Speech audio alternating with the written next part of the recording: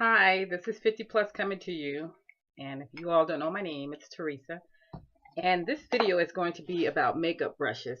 I decided to, just basically start from the beginning. If I'm going to be talking about foundations and different parts of makeup, you still would need to know basically what products, what brush go with what product. So I'm going to start out by just showing you the brushes that we're going to talk about. It's going to be 7 different brushes. And here they all are.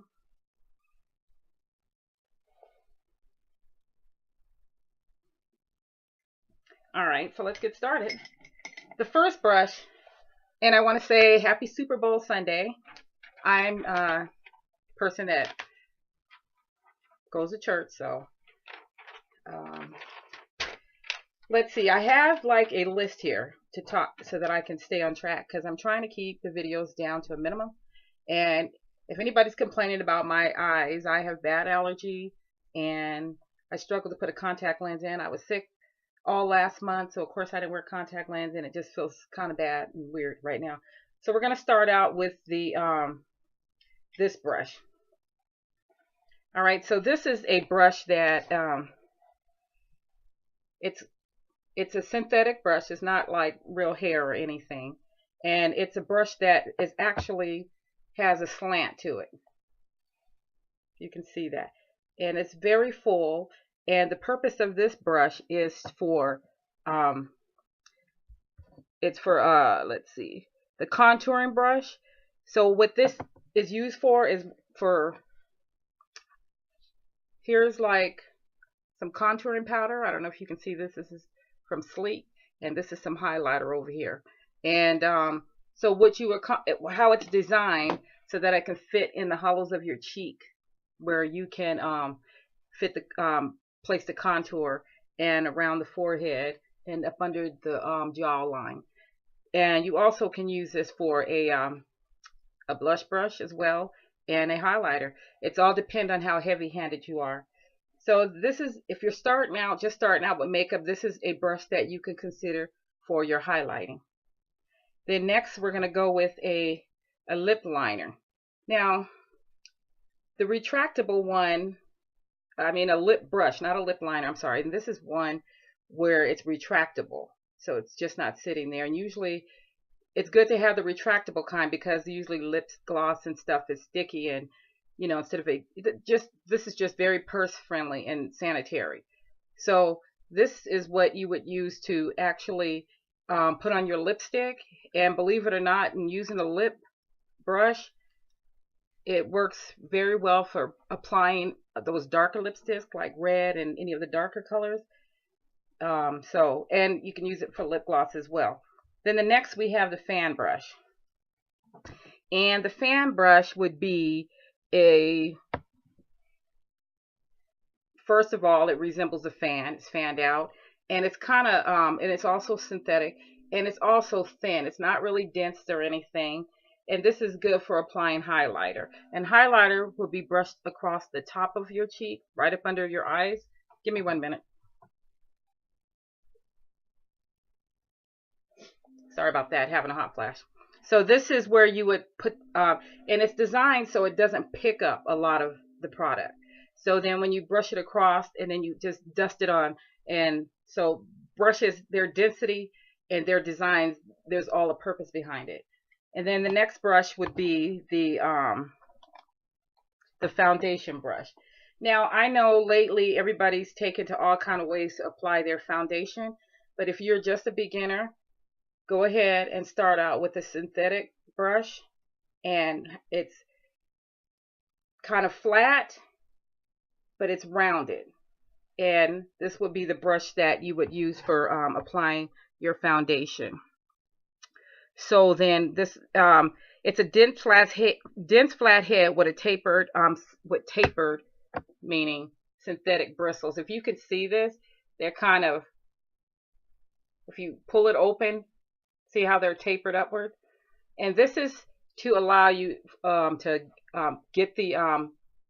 get just the right amount of foundation onto the brush without it being too much. And just absorbing all into the brush and wasting your foundation. So then the next brush is a powder brush. And the powder brush, when you're looking at a powder brush, it's usually big, soft, and it's dome shape.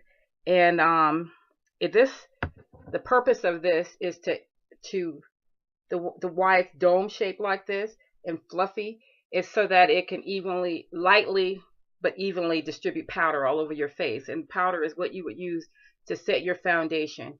A lot of times if you don't set your foundation, it will move on your face. It will transfer from your hands to your clothing and to where just off of your face onto your hands and then onto anything else you touch. So then when you're looking for a powder brush, let it be fluffy like this. Now, like I said, when you're viewing videos and looking at brushes, you're going to see that things are easily multi-purpose. But if you're just starting out, this is what you want to look for. Okay, and then the next brush is a concealer brush. And this is a double-ended brush, but we're just going to pay attention to this end for the concealer brush. And let me let you take a look at that while I go ahead and now this is a small synthetic flat style that's stiff and narrow with a pointed and it's pointed. So you see how you have that kind of pointy going on right there. And concealer is usually what you would use to conceal